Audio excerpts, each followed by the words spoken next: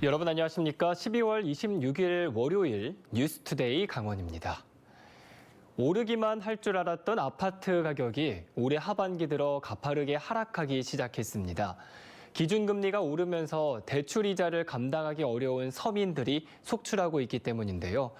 2022년 강원도 아파트 가격은 어떻게 변했을까요? 김도균 기자가 정리해봤습니다. 춘천 퇴계동의 2,800여 세대 규모 아파트 단지입니다. 이 지역은 아파트 5,500여 세대가 모여있는 춘천 시내 최대 주거단지 중 하나인데 부동산 중개사무소에 드나드는 사람들은 찾아보기가 어렵습니다.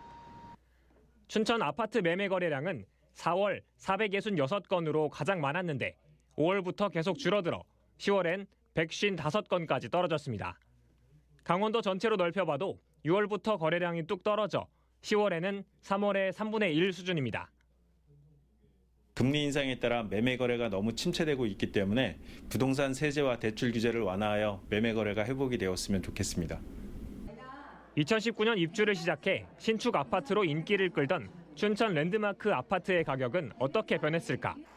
국민평형이라 불리는 84제곱미터를 기준으로 거래가 가장 많았던 올 4월 17층 세대가 5억 8,400만 원이었는데 13층 세대는 이번 달 21일 5억 1,500만 원에 거래됐습니다.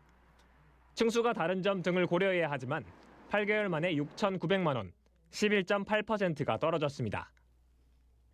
매매 가격 변화를 측정하는 지표인 아파트 매매 가격 지수를 들여다보니 춘천은 올해 5월 106.4로 최고치를 기록한 이후 꾸준히 내려 11월 103.3까지 떨어졌습니다.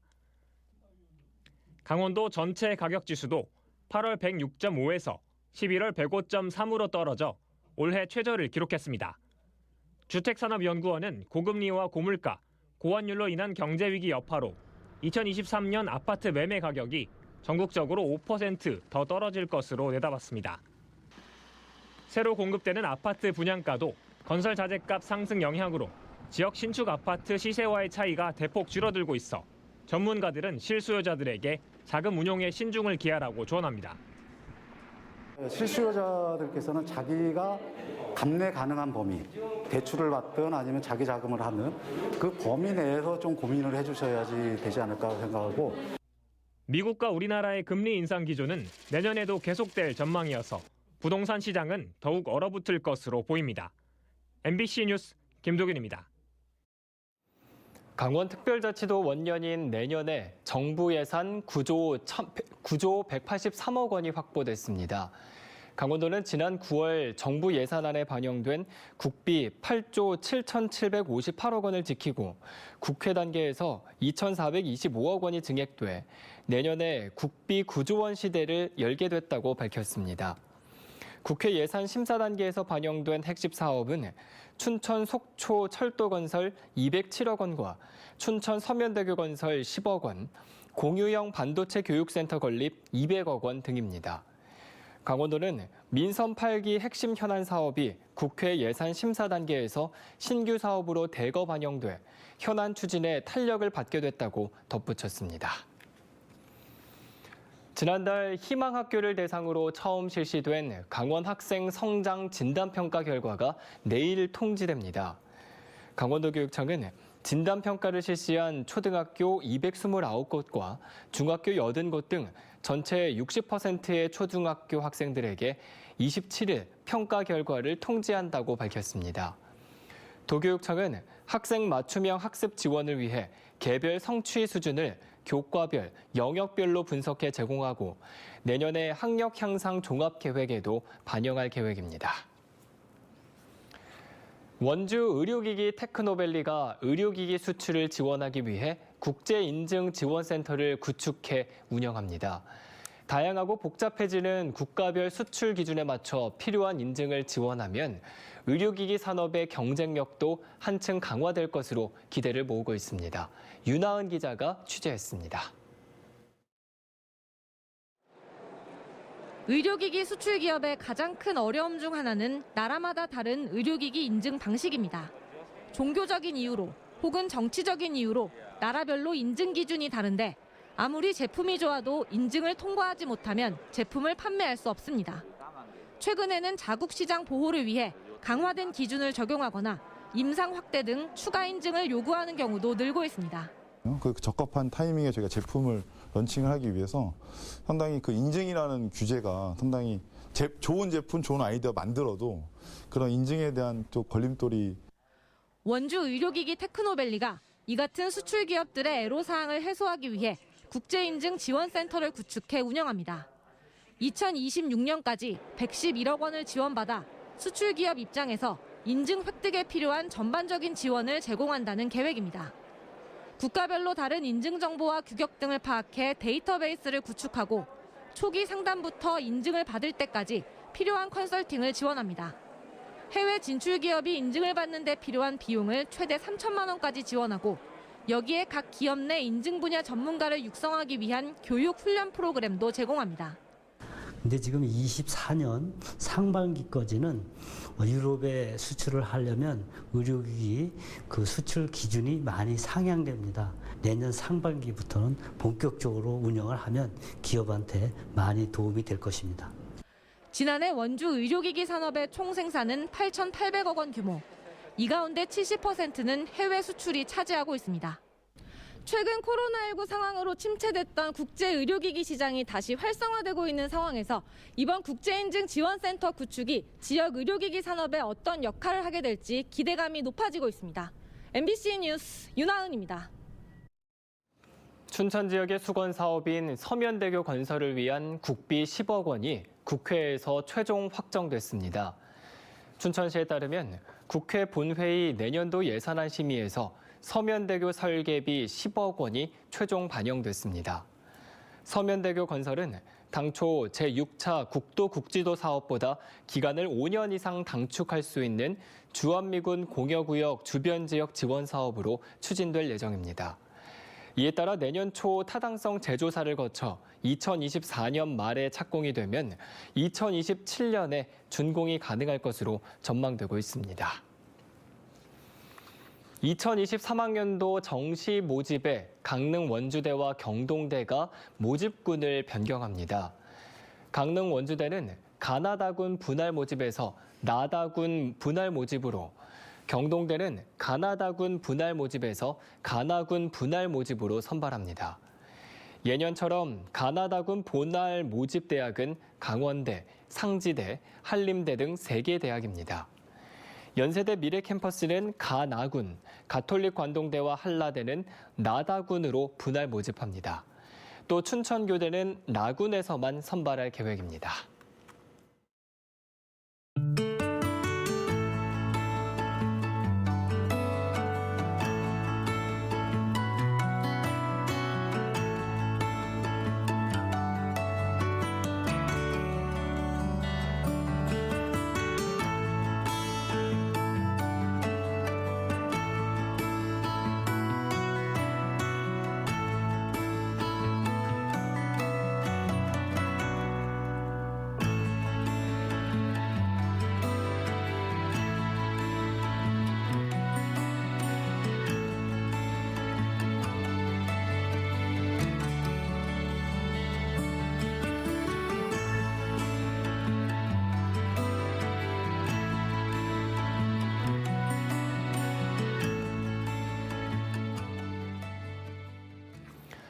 동해안에 한 달가량 건조특보가 계속되고 있는 가운데 순간 초속 15m의 강한 바람까지 불면서 산불 위험이 고조되고 있습니다.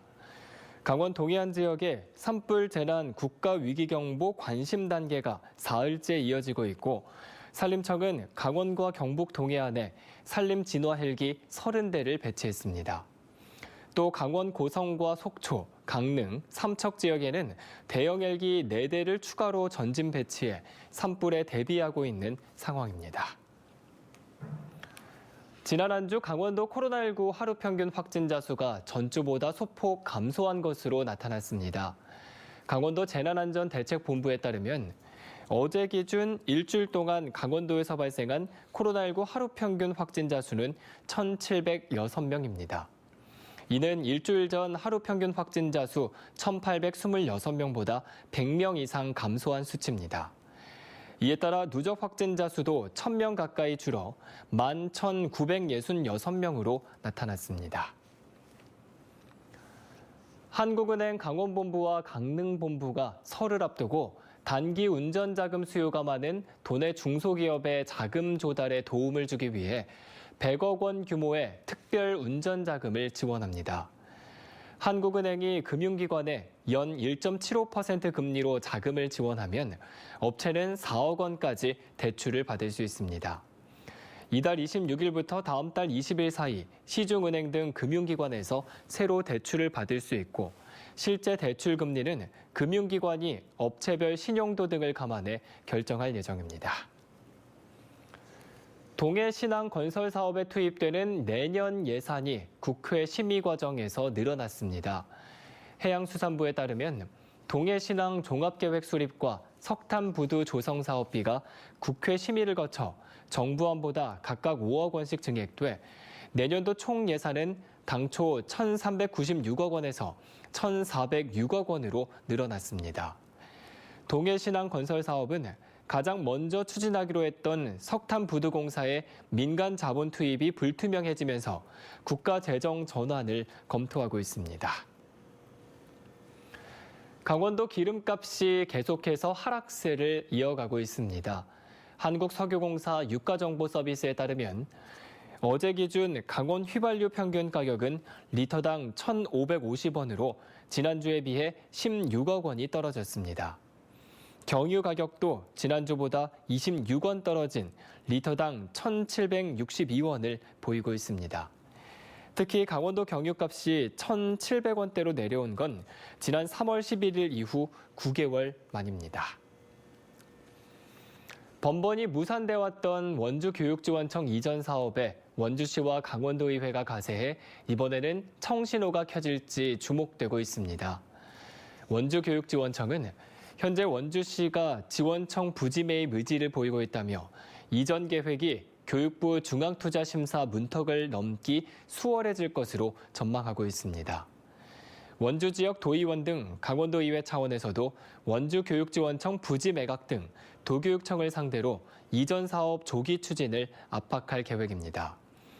지난 4월 교육부는 원주교육지원청 이전 계획에 중앙 투자를 반려했고 좁고 낡은 건물 때문에 민원인과 직원들은 불편을 겪고 있습니다.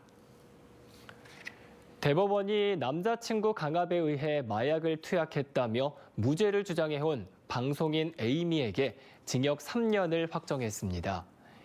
에이미와 전 남자친구 오모 씨의 상고를 기각한 대법원은 에이미가 남자친구에게 일부 폭행과 강요를 당한 건 인정이 되지만 마약류 구매와 투약은 자발적 행동이라고 판시했습니다. 작년 8월 전국적으로 활동해온 40대 마약 거래상이 강원 경찰에 붙잡히면서 해당 거래상과 거래 내역이 드러난 에이미도 전 남자친구와 함께 구속됐습니다. 최근 3년 동안 자전거 사고와 부장사 수가 꾸준히 늘어나고 있습니다. 강원 경찰에 따르면 올해 자전거 교통사고 건수는 279건으로 2020년보다 10건 이상이 늘었고 부상자 수도 20명 정도 증가한 것으로 나타났습니다. 이상으로 뉴스투데이 강원을 마칩니다. 고맙습니다.